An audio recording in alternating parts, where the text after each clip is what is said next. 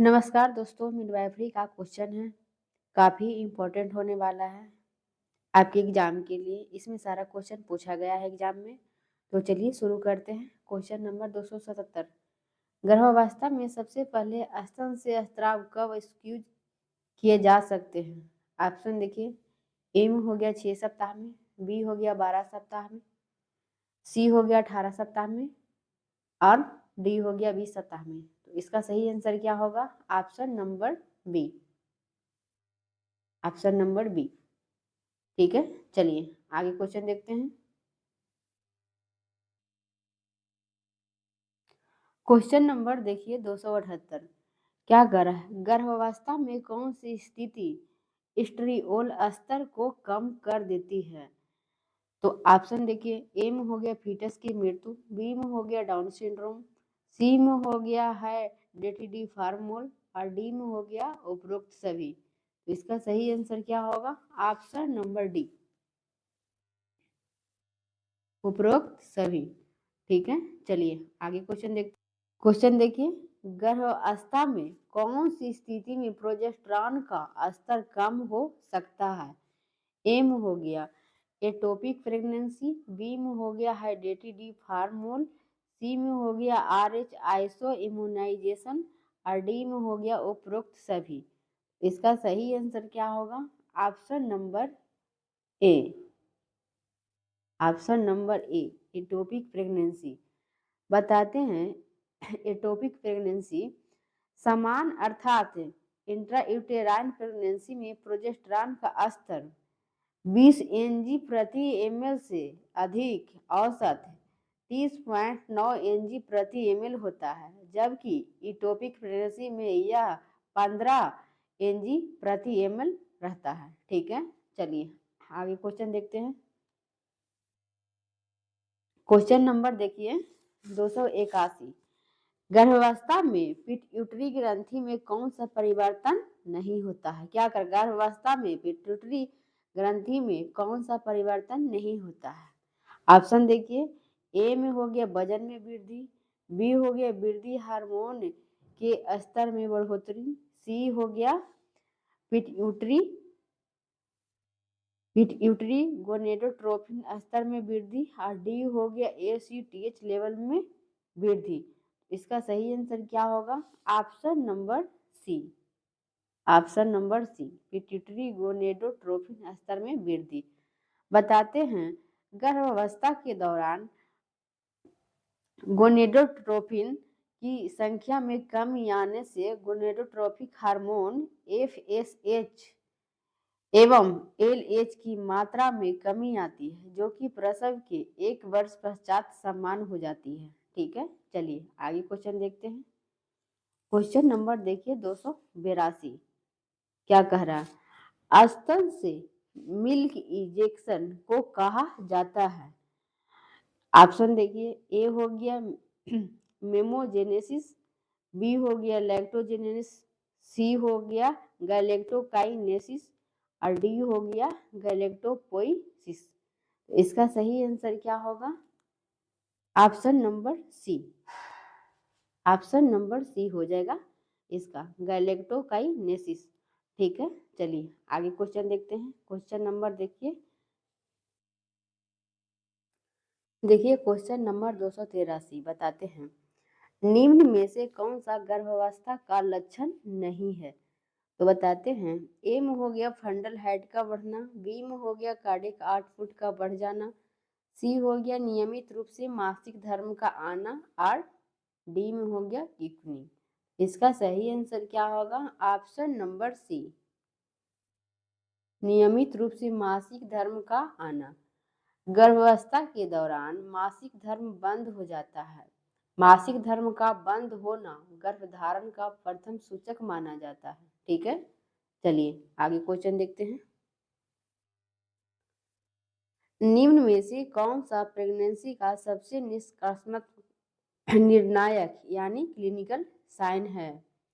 ए हो गया द्वितीयक एरियोला का निर्माण, बी हो गया एब्डोमेन का इनलार्जमेंट हो जाना, सी हो गया फेटल हार्ट साउंड और डी हो गया अमेरिका। अमेनोरिया। तो इसका सही आंसर क्या होगा? Option number C, option number C. ठीक है, चलिए आगे क्वेश्चन देखते हैं। क्वेश्चन नंबर 285, सबसे पहले फीटल हार्ट साउंड को आस्कल्टेट किया जा सकता है। ऑप्शन देखिए क्या कह रहा है। पहले फीटल हार्ट साउंड को आस्कल्टेट किया जा सकता है। ए में हो गया गर्भावस्था के 10 से 12 सप्ताह के मध्य, बी हो गया गर्भावस्था के 8 से 10 सप्ताह के मध्य, और सी हो गया गर्भावस्था के 18 से 20 सप्ताह के मध्य, और डी हो गया गर्भावस्था के 30 से 32 सप्ताह के मध्य।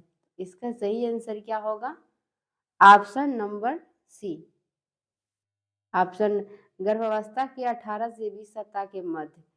साधारण स्टेथोस्कोप द्वारा फेटल हार्ट साउंड यानी एफएसएच को प्रथम बार गर्भावस्था के 18 से 20 सप्ताह के मध्य सुना जा सकता है।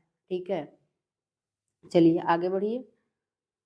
निम्न में से कौन सा सिम्टम प्रेगनेंसी के केवल थर्ड ट्राइमेस्टर में डिटेक्ट किया जा सकता है? ऑप्शन देखिए, ए में हो गया अमेनोरिया, बी में हो गया इनलार्जमेंट ऑफ द एब्डोमेन, सी में हो गया किडनी, और डी में हो गया लैटिनिंग। तो इसका सही आंसर क्या होगा? Option number D, option number D हो गया। बताते हैं, गर्भावस्था के अंतिम सप्ताहों में गर्भाशय पेल्विक के केविटी में उतरता है, जिससे डायफ्राम पर दबाव हटने से सांस में आसानी हो जाती है। यह प्रक्रिया लाइटनिंग कहलाती है। ठीक है, चलिए आगे क्वेश्चन देखते हैं। क्वेश्चन नंबर 287, कौन सा ऑब्स्टेट्रिक ग्रीप परीक्षण मरीज के फिट को फेसिंग करते हुए किया जाता है? ए में देखिए, बहुत अच्छा क्वेश्चन है, ध्यान से देखिए। ए में हो गया फंडल ग्रिप, बी में हो गया लेटरल ग्रिप, सी में हो गया प्रथम पेल्विक ग्रिप, और डी में हो गया द्वितीयक पेल्विक ग्रिप। तो इसका सही आंसर क्या होगा? ऑप्शन नंबर डी, द्वितीय पेल्विक ग्रिप। बताते हैं, लियोपोल्ड का फोर्थ मनयूवर, जिसे द्वितीयक पेल्विक ग्रिप कहते हैं, मरीज को फीट को फेस करते हुए किया जाता है। ठीक है, चलिए आगे देखिए। फेरस सल्फेट की एक टैबलेट में कितना एलिमेंटल आयरन होता है? ऑप्शन देखिए, ए हो गया 40 mg, बी हो गया 60 mg, सी हो गया 20 mg, और डी हो गया 100 mg। इसका सही आंसर क्या होगा? Option number B, option number B 60 mg। ठीक है, चलिए आगे क्वेश्चन देखते हैं। 289 देखिए, निम्न में से कौन सी ग्रिप पावलिक ग्रिप के नाम से जानी जाती है? क्या कह रहा है क्वेश्चन देखिए, पावलिक ग्रिप के नाम से जानी जाती है। ए में देखिए फंडल ग्रिप, बी में हो गया लेटरल ग्रिप, और सी में हो गया प्रथम पेल्विक ग्रिप, डी हो गया द्वितीयक पेल्विक ग्रिप। इसका सही आंसर क्या होगा? ऑप्शन नंबर सी, प्रथम पेल्विक ग्रिप। प्रथम पेल्विक ग्रिप का मतलब होता है गर्भाशय के निचले हिस्से को दाई द्वारा पकड़ना, ताकि यह पता लगाया जा सके कि शिशु का कौन सा हिस्सा पहले बाहर आ रहा है। ठीक है, चलिए आगे क्वेश्चन देखते हैं। क्वेश्चन नंबर 290, ओवा ऑब्स्टेट्रिक ग्रिप, जिससे यह पता लगाया जाता है कि फीटस का कौन सा पोल फंडस में स्थित है, जानी जाती है। ऑप्शन देखिए, ए में हो गया फंडल ग्रिप, बी हो गया अम्बिलाइकल ग्रिप, सी हो गया प्रथम पेल्विक ग्रिप, डी हो गया द्वितीय पेल्विक ग्रिप।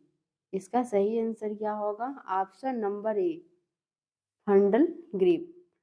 फंडल ग्रिप बताते हैं, फंडल ग्रिप प्रसूति पकड़ का एक तरीका है, जिसके जरिए गर्भाशय के ऊपरी हिस्से यानी फंडस को टटोला जाता है। ठीक है, चलिए आगे क्वेश्चन। वह परीक्षण जो फीटस की बैक, हाथ पैर तथा अंटेरियर शोल्डर की पोजीशन का पता लगाने के लिए किया जाता है? इसका ऑप्शन देखिए, ए में हो गया फंडल ग्रिप, बी में हो गया अम्बिलाइकल ग्रिप, और सी हो गया प्रथम पेल्विक ग्रिप, और डी हो गया द्वितीय पेल्विक ग्रिप। इसका सही आंसर होगा option number B. Option number B हो जाएगा अम्बिलाइकल ग्रिप। ठीक है, चलिए आगे क्वेश्चन देखते हैं। लास्ट क्वेश्चन है, निम्न में से कौन सी स्थिति फीटल डिस्ट्रेस को इंगित करती है? ए में हो गया FHS का 150 प्रति मिनट होना, बी हो गया FHS का 160 प्रति मिनट होना, सी हो गया FHS का 110 प्रति मिनट होना, और डी हो गया उपयुक्त सभी। तो इसका सही आंसर क्या होगा? ऑप्शन नंबर सी, FHS का 100 प्रति मिनट हो जाना। ठीक है, चलिए आज यहीं पे समाप्त हो रहा है।